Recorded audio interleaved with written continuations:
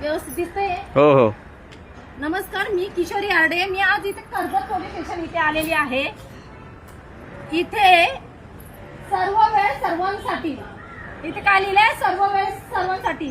आणि एक कायद्याचे रक्षक आहे की भक्षक आहेत. इथे महिला असो किंवा एखादा पुरुष असो, तो जर न्याय मागायला आला तर ही लोक हाकलून लावतायत, दमदाटी करतायत, कायद्याचा दुरुपयोग करतायत. आणि त्याच्यासाठी सीसीटीव्ही फुटेजची मागणी केली तर ही लोक सीसीटीव्ही फुटेज देत नाही, जुने परिपत्रक दाखवतात ही लोक. त्यासाठी आज माझे मिस्टर प्रशांत आरडे हे पेशंट वकील आहेत, यांच्याकडे असे केसेस येतात की ही लोक जेव्हा अन्याय अत्याचार करतात नाही, तेव्हा जेव्हा एखादा पीडित माझ्या मिस्टरांकडे आले की माझे मिस्टर इथं पोलीस स्टेशनला आले असता व्हिडिओ शूटिंग चालू करतात. ते यांच्या पोटात दुखतं यांच्यात, कारण की सीसीटीव्ही फुटेज ही लोक देत नाही. यांच्या अधिकाऱ्याला वाचवण्यासाठी ते सीसीटीव्ही फुटेज देत नाही. पण आता कायद्यात आता नवीन तरतूद निघाले का कुठल्याही कार्यालयात तुम्ही जा, तिथे पोलीस लोक सीसीटीव्ही फुटेज देत नाही, कायद्याचा धाक दाखवतात आणि उलट सुलट प्रत्युत्तर देतात. म्हणून व्हिडिओ शूटिंग करणं हे अलाउड असताना या पोलिसांनी माझ्या मिस्टरने फक्त व्हिडिओ शूटिंग चालू केला.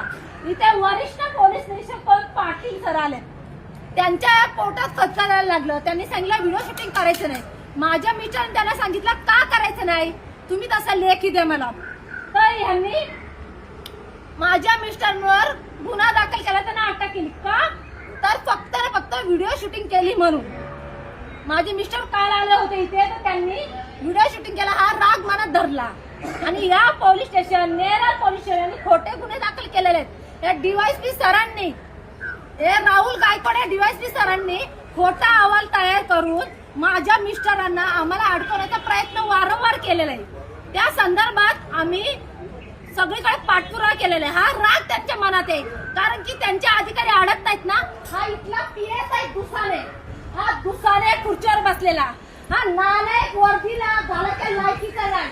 हा काय बोला एका महिलेला, ए उठ, चालती हो, तुझ्या बापाचा पोलीस स्टेशन आहे का, चालती हो निघ, नाहीतर तुझ्या 353 दाखल करीन. मग या सर्वसामान्य माणसाने न्याय कोणाकडे मागायचा?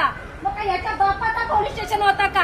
का अधिकाऱ्यांना अधिकार दिलेत काय का महिलेशी असं उलट सुलट बोलून आणि तिच्यावरती गुन्हा दाखल करतो 353 म्हणून तुला जेलमध्ये टाकतो अशा धमक्या दिल्या. तेव्हा देखील सीसीटीव्ही फुटेजची मागणी केली, पण या पोलिसांनी सीसीटीव्ही फुटेज दिला नाही. म्हणून तर कायदा काय सांगतो आता की पोलीस लोक सीसीटीव्ही फुटेज देत नाही, म्हणून कुठल्याही कार्यालयामध्ये तुम्ही व्हिडिओ शूटिंग करू शकता का एका सर्वसामान्याच्या एक न्यायासाठी. हा तर यांना ते जर झालं म्हणजे यांनी माझ्या मिस्टरवर खोटा गुन्हा दाखल केला. म्हणजे या लोकांना अधिकार दिलेत, खोटे गुन्हे दाखल करा, एखादा स्ट्रॉंग हे करा, हा टेबला करून पाकिटा घ्या, नाही का, हे याला त्यासाठी. मग याला खुर्ची सर्वसामान्य माणसासाठी नाही दिली, मग याला का पैशासाठी दिली नाही तशी. कोणाच्या जीवावर जगता रे तुम्ही? तुम्हाला सरकार पगार देत आहे, एखादा राजकीय एक माणूस देत नाही पगार तुम्हाला. खूप होत नसाल एखाद्याला न्याय मिळून देता तर खुर्ची खाली करा ना तुमची. लायक नाही तुम्ही ती वर्दी घालणार, खाकी वर्दीचा अपमान करू नका आणि दुरुपयोग करू नका. भोगा तुम्ही, तुमच्या पाठीशी पण तुमची फॅमिली आहे. जसा माझ्या लहान लेकराला तुम्ही वनवास करायला लावले ना, तुमची पण घरी पोरं आहेत. विसरू नका, खोटे धंदे सोडून द्या, नाही तर सोडून मराल तुम्ही. एक दिवस मी माझ्या नवऱ्याला कसंही बाहेर काढेल कायदेशीर. तुम्ही किती स्ट्रॉंग कलम लावा, किती हे करा, पण तो फसवतो जाणार नाही. त्यांनी तर काही गुन्हा केलेला नाहीये, पण आज त्याचा उद्या तुमचा जगासमोर नक्कीच येईल, हे लक्षात ठेवा. हरामखोरांना सोडा तुमची खुर्ची. न्याय मिळून देता येत नाही ना, तर कशाला पैसे खाला बसतात का तुम्ही तशी? हा त्यांच्याकडून पैसे घेता तुम्ही हरामखोरांना. एखाद्याला न्याय मिळून देता हात लावून लावता. हा काकी वर्दीचा तुम्हाला इतका माज देता, काकी वर्दीचा तुम्ही दुरुपयोग करताय. हा तुम्हाला सरकारने कशासाठी दिलंय हे तुम्हाला? हा शासनाची नोकरी करताय का हरामखोरांची दलाली करताय तुम्ही? हा खोटे धंदे करायला लाजा कशा वाटत नाही तुम्हाला? लाजा वाटत, लाजा धरा. नसल न्याय मिळून देताय तर या पोलीस स्टेशनात ताला लावा. लायकी नाही तुमची एखाद्या महिलेला न्याय मिळून द्यायची. खोटे धंदे करता, खोटे पुरावे तयार करताना तुम्हाला लाजा कशा वाटत नाही? हा लाजा कशा वाटत नाही? आणि नंतर बोलता आमचा पोलीस अधिकारी चुकला, नंतर बोलतात हे हरामखोर आमच्या पोलीस अधिकारी चुकला, त्याला माफ करा.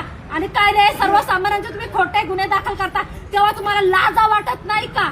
लाजाने वाटत तेव्हा लाजा विकता का तुम्ही? बेमान होता तुम्ही खाकी वर्दीशी.